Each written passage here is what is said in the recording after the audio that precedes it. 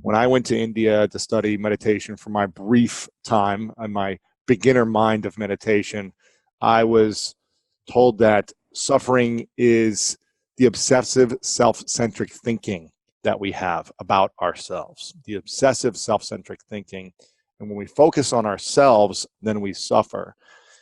I don't know how accurate that is in your mind or in your practice and philosophy, but what is suffering and why do we have it so much? See, there are two faculties in a human being which are unique to human beings only. No other creatures have these faculties. This is a very vivid sense of memory and a fantastic sense of imagination. Mm-hmm. So what is it that human beings are suffering? Just check out with any suffering human being. They're suffering what happened 5 years ago, 10 years ago, or they're suffering what may happen day after tomorrow already. So essentially, they're suffering their memory and their imagination. Rarely they are in life, they're just suffering these two fantastic faculties which make us human. Our life is rich only because our memory is so vivid. Otherwise, we would also be like an earthworm. Essentially what they're complaining is, they're complaining, why did nature evolve us into this fantastic place of being human being? We would have been happy being earthworms because our only intention is to be eco-friendly right now.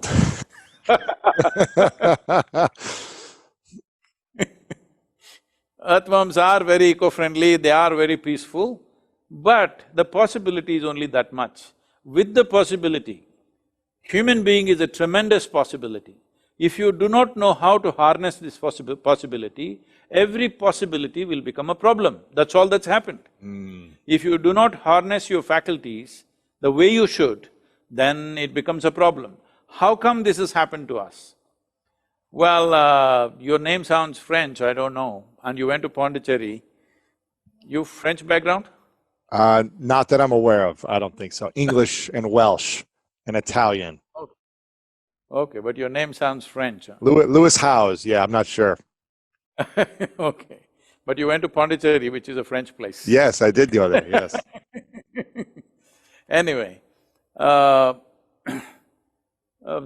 that you said English, anyway, an Englishman called Charles Darwin, you heard of that guy? Of course. You have no problem with him in Ohio? Because No. we come from Tennessee, we are in Tennessee, that's why I'm telling you. So, Charles Darwin said something like this, I'm simplifying it, oversimplifying it, but something like this. A goat could have become a giraffe over a million-year time. A pig could have become an elephant over many more million years. But a monkey became a man rather too quickly. So quickly that anthropologists are looking for a missing link which they have not found. Actual difference, the DNA difference between a chimpanzee and a human being is only 1.23%. 1.23% is not too much of a difference, isn't it?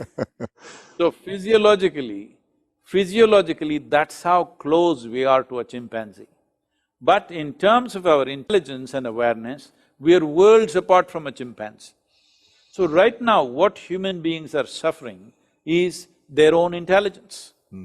You remove half their brain, they will be very peaceful. No meditation will be needed for them.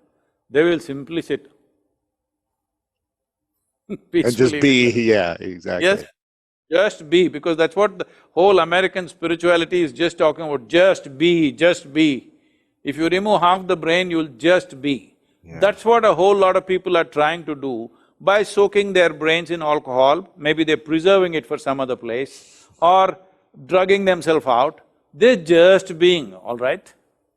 That is not the way to explore human possibility. If human possibility has to be explored, all our faculties must be full on, and we must see how to further enhance them, because the profoundness of experience comes to you only with sharpness of perception. You cannot dull your perception and think you're having a profound experience. So right how do we… now… sorry, go ahead. Please tell me. So how do we maximize or expand our perception? See, it's like this.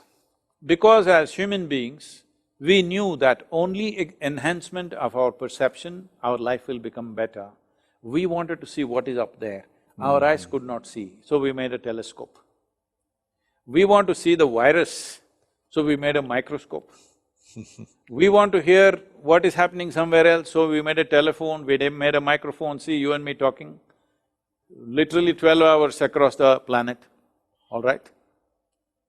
Why all these technologies we made? We want to enhance our perception, isn't it?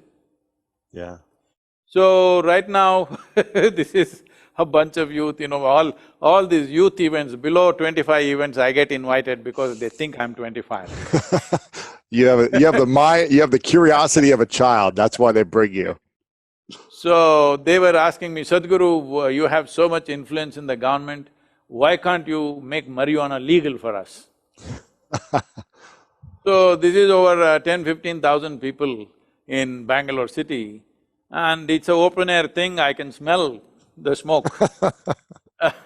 They all gathered and they're saying, why don't you make it legal for us? I said, why just marijuana? We will make cocaine also legal, meth also legal, whatever else you name it, I will make all that legal for you. But why do you wanted this to be legal? Because you want to smoke dope and go to the university, isn't it? Yes, they said, why not? We are fine with that. I said, see, we'll do one thing, I'll get you a small plane and the pilot comes really smoked up. Do you want to fly with him? Like this. Then I said, you're not getting it, you need a major surgery. The surgeon comes really smoked up. You want the surgery? They said, no. So you understand, by smoking these things or drinking these things, whatever, your faculties go down. Lowered faculties will mean less efficiency of life, not only in terms of work, in terms of experience also. It means less life.